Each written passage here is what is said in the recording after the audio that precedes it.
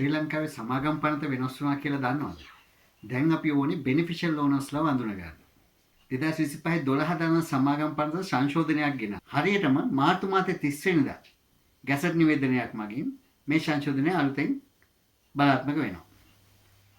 සමාගම් registrar website එකට දැන් ගියොත් දැන් ඔයගොල්ලන්ට පෙන්නනවා අලුතෙන් ලින්ක් එකක් BO කියලා. අදන සමාගම් පනතෙන් රෙජිස්ටර් කරලා තියෙන හැම සමාගමකටම මේක ඇප්ලයි කරන්න ඕනේ. ඒ වගේම අලුතෙන් රෙජිස්ටර් කරන අලුත් සමාගම් වලට මේක පළවෙනි පාරම ඇතුළත් කරන්නත් ඕනේ.